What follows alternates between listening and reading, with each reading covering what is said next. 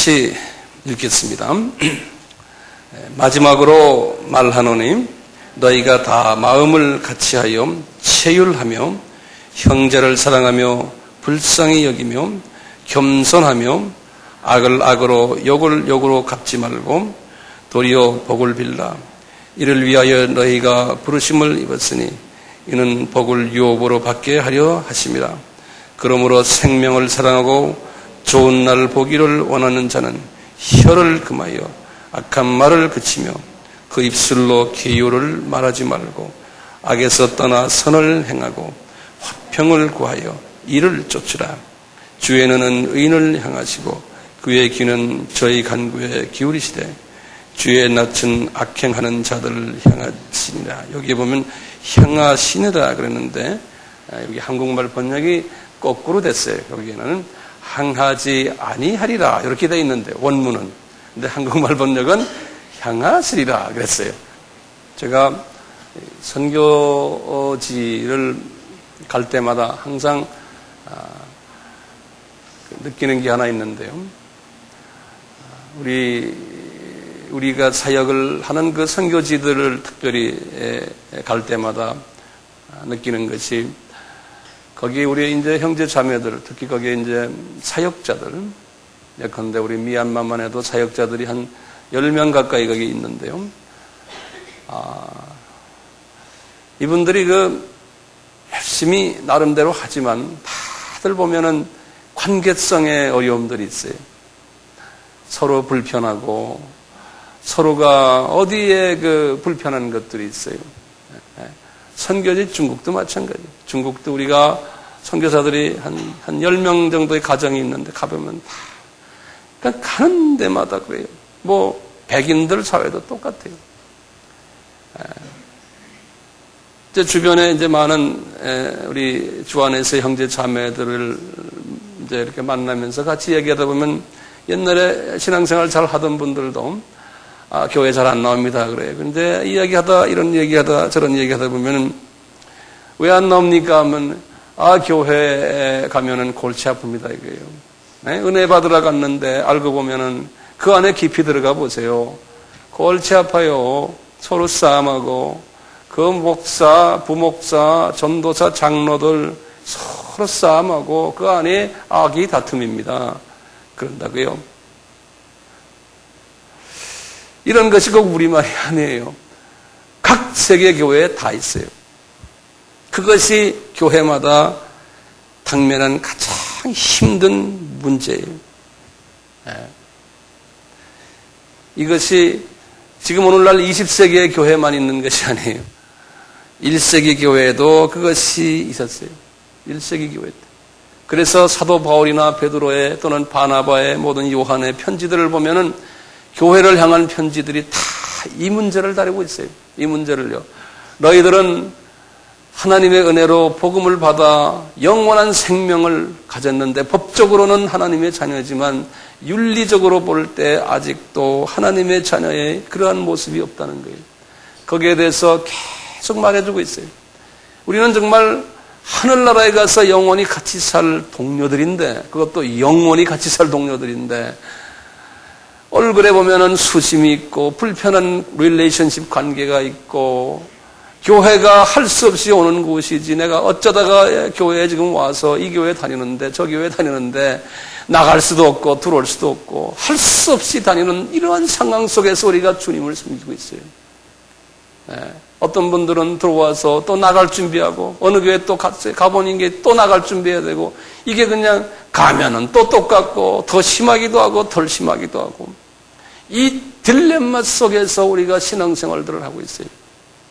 내 말에 대해서 동의하세요? 베드로가요. 자기가 개척을 하고 자기의 제자들을 통해서 사역을 하는 이 지금의 터키 지방에 그 지역의 자기 제자들을 향해서 편지를 쓴 것이 베드로 전서, 베드로 후서예요. 이건 언제 썼냐면 이분이 약 한 60세 전후 됐을 때에 썼는데 본인이 이제는 십자가에서 거꾸로 매달려 죽기 한 3년 전에 쓰신 거예요. 그러니까 이분이 영적으로 보면 가장 성숙해 있을 때 하나님이 그분에게 주신 메시지인데요. 이분이 고민이 뭐였냐면 자기 제자들이 만들어 놓은 교회들 보면은 서로가 다 싸움하고 열심을 내는 사람들일수록 더 싸움을 잘하고 그러다라는 거예요. 그래서 그분들에게 지금 쓰신 것이 베드로전서, 베드로후서예요. 성경에는요, 무슨 전서가 있고 무슨 후서가 있잖아요. 그것은 후서가 있는 교회들은요, 대상자들은 문제가 더 심각하기 때문에 그래요. 한 번 편지하고가 안 되기 때문에 또 이어서 한 번 쓰는 거예요. 이 설교도 마찬가지. 똑같은 걸 내용을 해서 또 한 번 말하고 또 말하고 또 말하고 할 때는 거기에 문제가 있어요. 왜냐하면 말을 안 듣기 때문에 심각하게 생각 안 하니까. 고린도 전서 후서, 고린도 교회가 문제가 엄청나게 많았거든요. 교회가 천국이 아니 문제투성이가 있는 데가 교회. 이분이 베드로가 말씀하시면서 너희들은 구원받은 택하신 하나님의 자녀들인데, 이것도 말씀하시기를요, 베드로전서 1장 2절에 그랬어요. 너희들은 미리 예정되어 갖고 나의 자녀가 되기로 이미 택함을 받은 자들이다. 그런데 왜 이렇게 문제가 많느냐? 오늘 그 문제에 대해서 같이 좀 나누려고 그래요. 그 문제 중에서 지금 이 베드로전서 오늘 읽은 3장 8절부터 12절의 말씀은요, 이 베드로전서 전체의 하나의 핵심을 지금 이야기하고 있어요. 그래서 거기 한번 우리는 다 성경 열어봐 주세요. 이제 오늘은 성경 말씀을 좀 같이 상고하면서 말씀을 보고 싶어요. 8절을 보세요. 마지막으로 말하나니 이렇게 말했어요. 이것은 한국말 번역에는 마지막이라고 그랬는데요, 이것이 원어에는 그렇게 안 돼 있어요. 뭐냐면 영어로 표현이 to sum up. 그래서 다시 말하면 종합적으로 말하나니 이런 말이에요. 내가 그동안에 1장부터 쭉 말했다. 1장, 2장, 지금 3장 쭉 말했는데 이것을 내가 다시 한번 짧게 종합을 하면은 그런 소리예요. 네. 종합을 하면은 내가 이런 거다 하면서 말씀하시는데, 한번 다시 8절 보세요. 마지막으로 말하노니, 그래놓고 뭐라고 그랬어요? 너희가 다 마음을 같이 하라 그랬죠? 거기 보이죠? 성경에요. 거기다 줄을 좀 그어 놓으세요. 마음을 같이 하라. 다시 말하면 그 교회의 사람들이 마음을 같이 하지 않기 때문에 그러는 거예요. 성경 읽으실 때 항상 그렇게 거꾸로 보셔야 돼요. 네. 그것도 명령형으로 써놨어요. 명령형으로. 이 베드로만이 아니에요.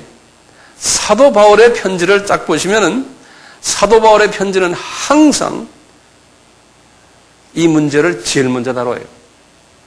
에베소서 봐도요, 에베소서 1장에서 3장까지는 교리적인 이슈를 말씀하세요.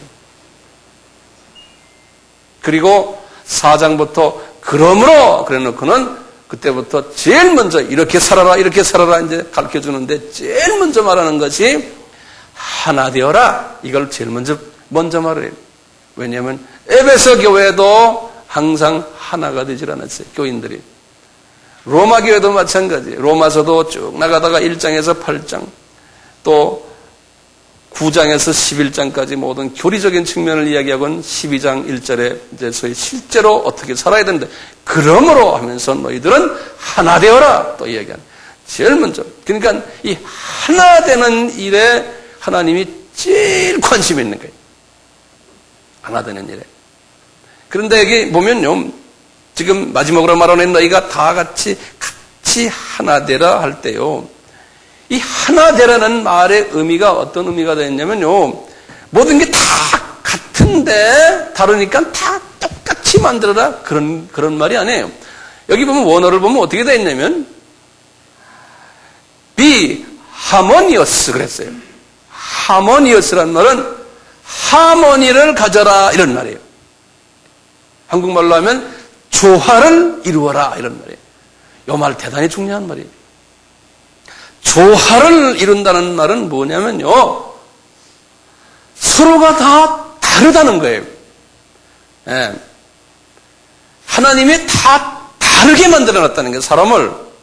그러니까 다른데 그것을 키높이를 서로 잘 조정하면서 조화를 하모니시키라는 거예요. 이 조화의 개념이에요. 이 조화를 다른 말로 하면 화평케 하라. 그러니까 교인이 100명이면 100명이 다 하나님이 의도적으로 다 다르게 만들어놨다는 거예요. 그것을 잘 조화시키라는 거예요. 그것이 하나님이 가장 기뻐하시는 하나님의 마음이라는 거예요. 그 이유는 간단해요. 하나님이요, 조화를 좋아하시는 하나님인데, 조화를 좋아하시기 전에 창조를 어떻게 하셨냐면 다양하게 창조를 하셨어요. 한번 자연을 보세요. 산도 키가 다 달라요. 강도 보세요. 다 모습이 달라요. 나무를 보세요. 다 달라요. 꽃을 보세요. 다 달라요. 색깔이 다르고 모양이 다르고 과가 다르고, 예? 다 국화처럼 생겼으면 뭐가 재밌습니까? 국화는 가을에 피잖아요. 봄에 피는 거, 어떤 거는 딱 보름만 폈다가 없어지는 게 있고, 어떤 거는 몇 개월을 가기도 하고, 모양이 다르고 컬러가 다르고, 예? 여기에서 하나님이 기쁨을 찾으시고 하나님의 그 창조의 그 보람을 느끼시는 거예요. 사람도 보세요. 하나같이 다 한국 사람처럼 만들어 놓지 않았잖아요. 같은 한국 사람도 전라도 사람이 다르고 경상도 사람이 다르고 함경도 사람이 다르고 평안도 사람이 다르고 강원도 사람이 달라요. 생긴 건 비슷한데 성품이 달라요. 하나님이 그렇게 다양한 문화를 통해서 다르게 만들어 놨었어요. 네. 다 다르게 만들어 놨어요. 하나님께서요. 같은 어머니 뱃속에서 나온 10명의 자녀를 보세요. 그 10명의 자녀가 생긴 게 그냥 전부 쌍둥이처럼 다 똑같이 생기고 다 성품이 같고 공부 다 잘하고 이러면 부모가 재미있어요? 하나 낳는 게 낫죠. 네? 열을 낳아놓군요. 어떤 놈은 외할아버지 닮았고 어떤 놈은 가장 내가 싫어하는 시어머니 닮았고, 네? 어떤 놈은 누구 닮고 보니까 딱 들여다보니까 아유 그냥 내 몸에서 나는데 이렇게 다 왜 다를까? 에? 어떤 놈은 공부 잘해서 1등 2등만 하는데 어떤 놈은 매일 꽁치만 하고 숙제도 안 하고 선생님이 매일 오라가라 하고, 에? 이러면서 자녀가 다 다른 가운데서 부모가 인생을 배우는 거예요. 에? 이게 다 다르게 만들어요. 하나님 그 다른 가운데서 조화를 하나님은 요구하시는 거예요. 조화를. 그래서 그 영어로 뭐라고 그랬냐면요. Harmony in differences 그래요. 영어로. Harmony in diversity 그런 말도 써요. 다른 데서 하모니를 잘 이루는 사람. 우리 한빛교회도 말이죠. 다 다른 데서 온 사람들이에요. 다른 백그라운드에서. 나이도 다르고 성도 다르고 고향도 다르고 교육 수준도 다르고 신앙적인 컬러도 다르고 다 다른 사람들이 모였어요. 모였기 때문에요. 하나님이 의도적으로 그렇게 하시니 다 내 식으로 다 하라기 원하고, 에? 내가 갖고 있는 어떤 이론이 있으면 그 이론에 다 들어오기를 원하고 그렇게 하면 안 돼요. 저도 마찬가지예요. 목사로서 꼭 내 식으로 하라. 그러니까 강제로 군대식으로 쫙! 이걸 제가 안 하잖아요. 그러니까 성령님께서 말씀하십시오. 이 다른 사람들을 어떻게 잘 조화시키는 거예요. 조화하는 그 자체가 중요한 것도 조화하는 과정이 중요해요. 과정이. 끊임없이 우리는 좋아하면서 공동체 안에서 살게 돼 있어요. 다음 주에 이게 끝나야 된다, 이게 딱 돼야 된다, 이게 아니에요. 우리는 과정 속에서 내가 얼마나 참으면서 이웃을 이해하면서 나하고 다른 사람이라는 걸 항상 이해하면서 같이 사는 그 과정을 주님은 중요시 하겠습니까? 여기 성경에 한번 다시 보세요. 8절 다시 보세요. 이 조화를 이루는 방법을 우리에게 가르쳐 줬어요. 먼저 어떻게 했냐면 체휼하라. 그 다음에 사랑하라. 불쌍히 여겨라. 겸손하라. 이렇게 가르쳐 줬어요. 체휼이라는 말은요. 영어로는 sympathy.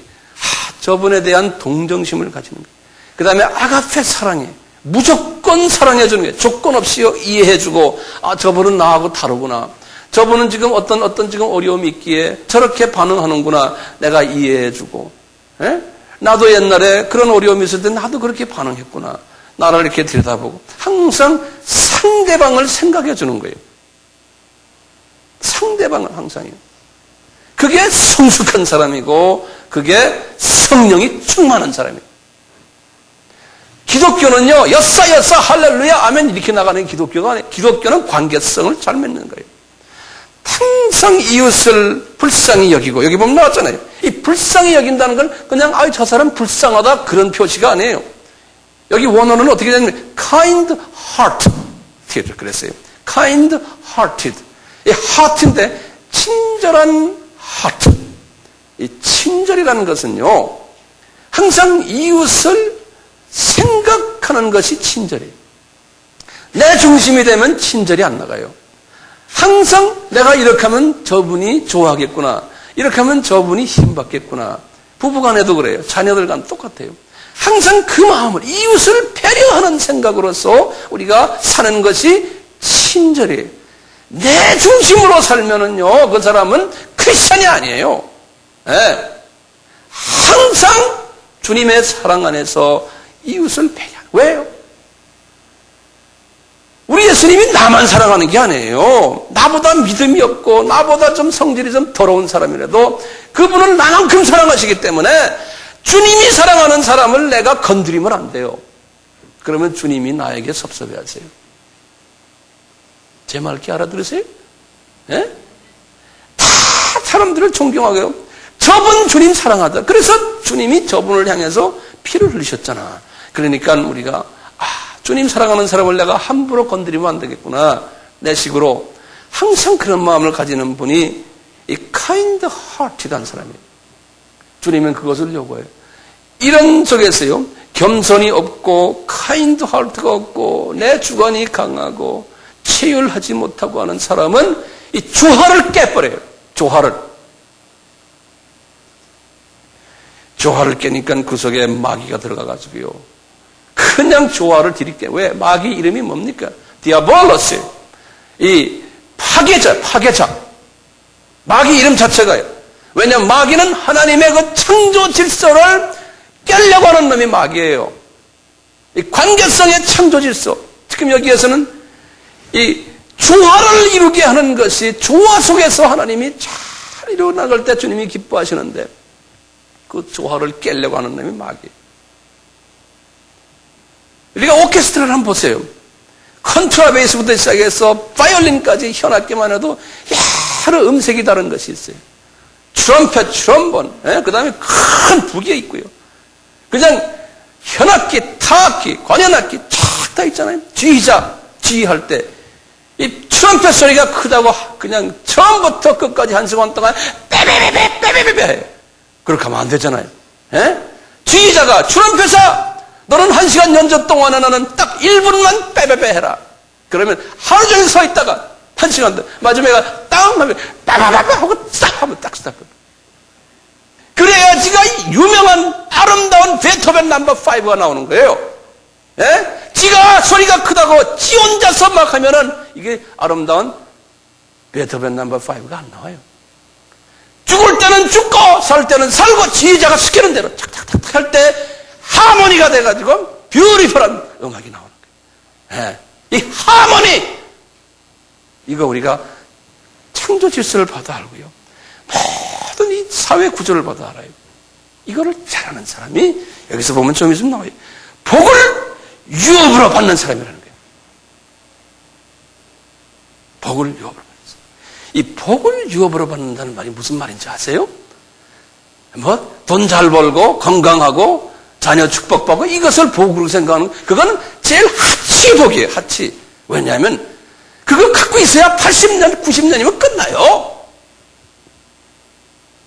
하나님이 말씀하는 복은 그건 아주 유치원적인 복이에요. 주님은 무슨 복을 요구하세요? 준다는 거냐. 영원한 세계에서 영원의 영원 변하지 않는 영원한 세계에서 그 많은 하나님의 창조 질서 속에서 많은 하나님의 자녀들 속에서 하나님이 너를 존귀 높이겠다는 거예요. 너를 계급을 높이겠다는 거예요. 거기는 계급사예요. 거기에서 지도자가 되겠다는 거예요. 거기 가보세요. 이제 다 계급을 달고 있어요. 나에게 보내주신 사람이 숫자가 중요한 게 아니에요. 10사람이든 좋아요. 이분들에게 계급을 높여주는 일에 제가 도움을 주는 것이 제 사명이에요. 목회자의 사명은 딴 게 아니에요. 여러분들 돈 많이 벌으라고 제가 여기 있는 게 아니에요. 여러분들 건강해서 이 세상에서 북치고 장구치고 잘 살아라고 해서 있는 것이 목사의 사명이 아니에요. 여러분들 언젠가는 장례식에서 야, 이 사람 계급 되게 높겠구나. 그걸 가지고 내가 자랑을 하고 싶어서 그래요. 그게 제 심정이에요.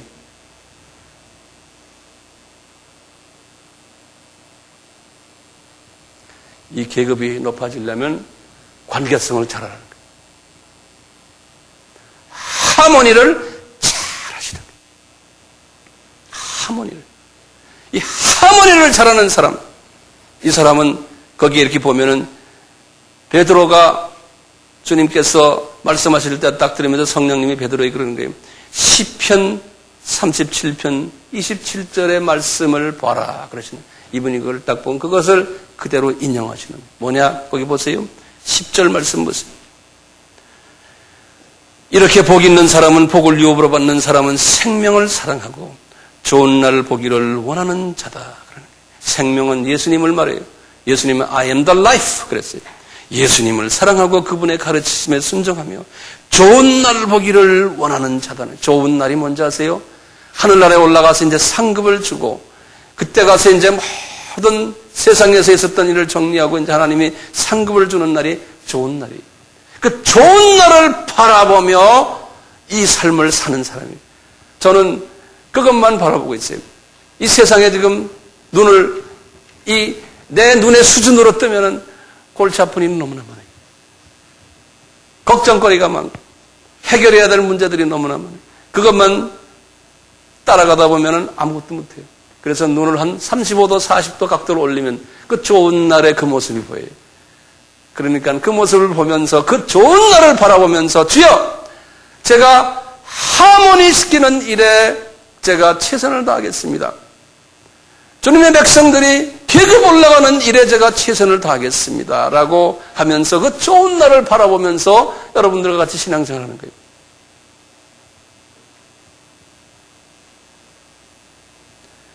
그런데 이 좋은 날을 바라보는 사람이 안 되고요. 복을 유업으로 받지 못하는 사람이 어떤 부분에서 실수를 하냐면 마귀가 공격하는 부분이 거기다 딱 나와요. 혀를 조심하라는 거예요. 혀. 그놈의 혀와 입술이 너의 복을 뺏어가느니라. 혀와 입술이 주화를 깨느니라. 그런 거예요. 여기 봅니까? 혀와 입술. 제 말씀 잘 들어주세요. 여러분들 진짜 복 있는 사람 되기 위해서 제가 말씀드립니다. 이건 내 말이 아니에요. 주님의 말씀을 그냥 이렇게 대언해 주시는 거예요.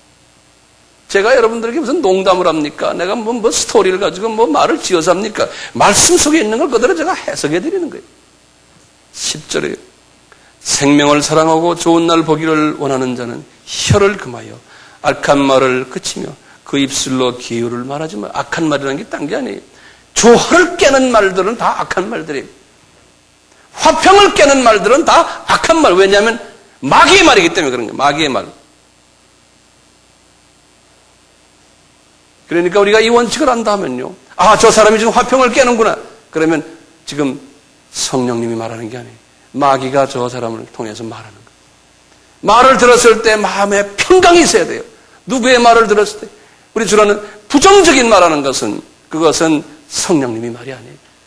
모든 사물을 다 긍정적으로 보고 그저 이해해 주면서 말하는 것이 그 성령님이 말하는 거예요.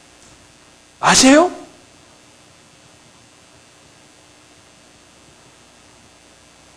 각자에게 제가 부정적인 말 한마디씩 해줘봐요. 전부 다 화살을 맞아요. 화살을.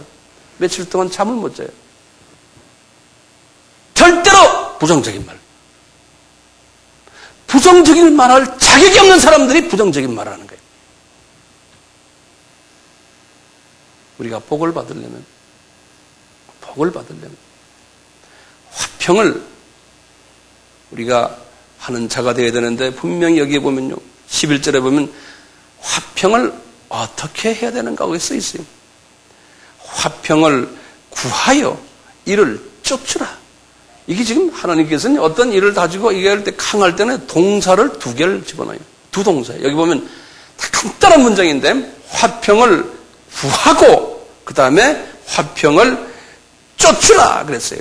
한국말이 좀 강한 표현이 아닌데요. 영어로는 이렇게 됐어요. 화평을 seeking하라. seek, S-E-E-K예요. 뭐야 이거? seeking 한다는 건. 막 찾는 거예요. 예? 그러니까 내가 주님 앞에서 화평을 내가 달라고 찾아야 돼. 내가 좋아하는 사람이 되도록 막 찾아야 돼요. 예, 일거리를. 그리고 동기부여가 돼야 돼요. 그냥 적당해서 그냥 화평하면 이게 아니에요. 화평하도록 seeking하라는 거예요. 왜냐하면 마귀가 화평을 하지 못하도록 계속 찾아다니면서 방해하기 때문에 내가 뒤집어가지고 그걸 발로 빡 쳐버리고 내가 seeking을 해야 돼요. 내가 찾아야 돼요. 찾는 것만이 아니에요. 그 다음에 뭐라 써놨는데? 쫓는다 그랬어요. 이건 뭐 영어로 뭐랬냐? pursue 한다고 그랬어요. 그러니까 그냥 막 추구하는 거예요. 추구하는 거예요. 화평을 위해서 찾고 추구하는 정적인 신앙생활이 아니고 역동적인 신앙생활이에요. 분명한 동기를 가지고 화평을 찾고 추구하는 거예요. 왜? 나는 이제 천하라에 가면은 내가 나중에 죽을 때 영안실에서 사람들이 저 사람은 화평을 찾고 추구했고 많은 사람들에게 화평을 나눠주다가 갔구나. 분명히 저분은 높은 곳에 있겠구나. 그것을 제3자라도 다 알 수 있도록 그런 삶을 우리가 살면 얼마나 좋겠어요. 네? 그런데 저 사람은 잘 죽었다. 아이고 저 사람 나가니까 죽으니까 교회가 아주 편하네. 이런 말하면 큰일 나죠. 그 잣대를 우리가 금방 잴 수가 있어요. 그러니까 조화라는 화평케 한다는 말은 획일적으로 하나를 만드는 게 아니라고 그랬죠. 다른 다양성 속에서 조화를 이루는 거예요. 그 조화라는 말을 딱 할 때는요, 그 속에 뭐가 숨어 있는지 아세요? 이 속에는요, 희생이 들어있어요. 희생. 조화는요. 내가 희생해야 돼요. 내 성품이, 나의 모습이, 내 아집이 희생을 해야 돼요. 아픔이 있어요. 그때 하나님께서 상급을 집어넣는 거예요. 아픔이 있어요. 양보가 따라와요. 이해라는 단어가 따라와요. 겸손이 따라와요. 상대방을 존경한다는 마음이 따라와요. 이 기본 정신이 이 조화라는 데에 숨겨져 있어요. 우리는 다만 생각하고 이 문화가 말이에요. 우리 문화가 그래요. 이 문화 자체가요, 이게 남을 생각하는 문화가 아니기 때문에 신앙생활에서 열매 맺는 크리스찬이 우리 민족에게 많지 않은 거예요. 나는 일본 갈 때마다 이 사람들이 가지고 있는 그 교만, 그 인본주의적인 교만만 꺾인다면은 예수님만 딱 만난 사람들은 참 훌륭한 크리스찬들이 돼요. 왜냐하면 그분들이 그 성품 속에서 성경에서 요구하는 성품들이 일본 사람들은 상당히 많아요. 남을 이해해주고 남을 배려하고 카인드한 캐릭터가 있고. 그러니까 일본 사람들은 교회에 딱 모이면 싸움만 해요. 별로. 일본 교인들이 30명만 모이면 세계 선교를 크게 해요. 우리가 1000명 모인 교회보다 더 많이 해요. 그분들은 복음에 대한 딱 핵심을 가지면요, 생명 받져요.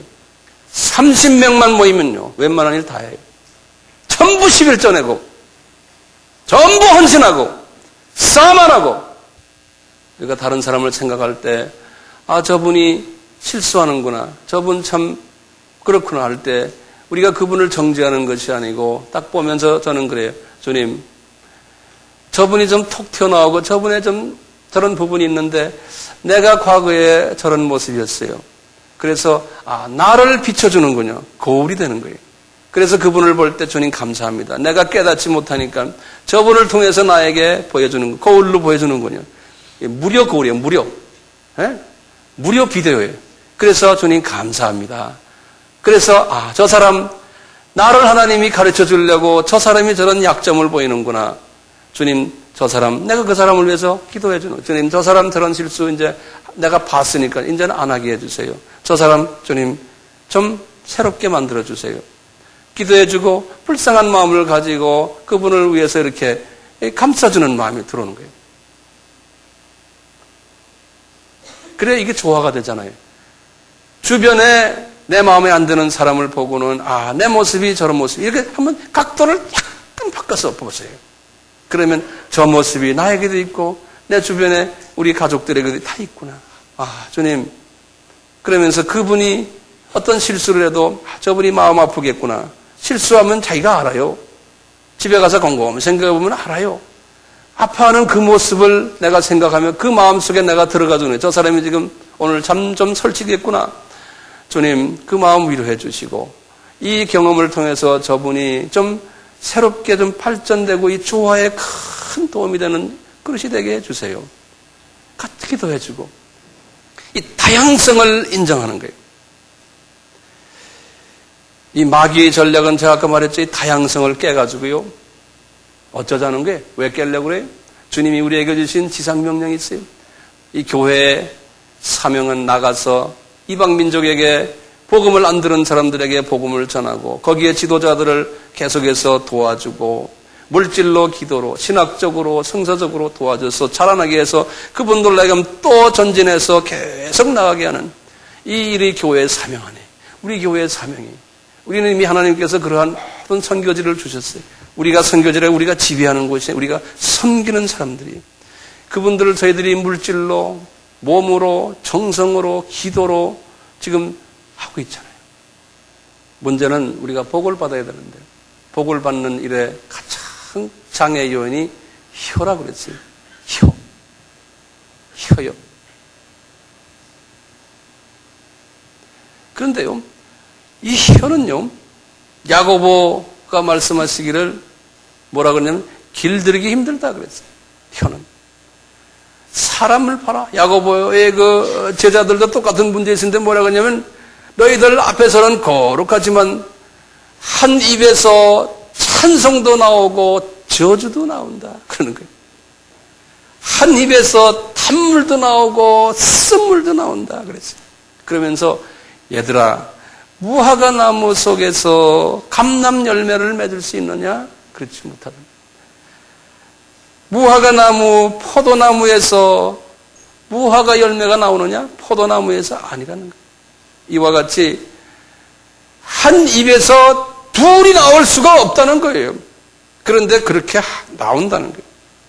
그러면 그게 무슨 문제가 때문에 그러냐? 내 속 깊은 있는 하트에, 이 마인드에, 마음에, 이 마음에 이 독소들이 들어있기 때문에 그렇다는 거예요. 이 마음에. 깊은 곳에. 이 독소들은 벌써 어릴 때부터 그것이 다 이렇게 계속 축적된 거예요. 그것을 히브리서에서는 쓴뿌리라 그러지 않습니까? 제가 가끔 이야기하죠. 이 쓴뿌리가 이렇게 깊이 있어요. 어릴 때 받은 상처들, 삶을 살면서 받은 상처들. 가장 이 쓴뿌리요. 이 쓴뿌리가 독곡물인데 이놈이 우리 속 깊이 들어있는 거예요. 이 쓴뿌리의 그 원천이 뭐냐면요. 사탄의 마인드, 사탄의 마음인데 그 사탄의 마인드가 뭐냐면 질투심이에요. 루시퍼가 타락해서 하나님의 손에서 벗어난 후에 질투가 들어와가지고 하나님의 자녀들과 하나님의 이 모든 자연 법칙을 파괴하기 시작한 겁니다. 질투 때문에. 자기가 하나님의 사랑을 엄청나게 받다가 쫓겨났기 때문에. 그래서 그 질투심이 우리 인간이 태어날 때부터 우리 인간 속에 들어와 있어요. 그것이 점점 발전돼요. 그래서 이 질투심이, 사탄의 질투심이 파괴력을 가지고 있어요. 독극물로.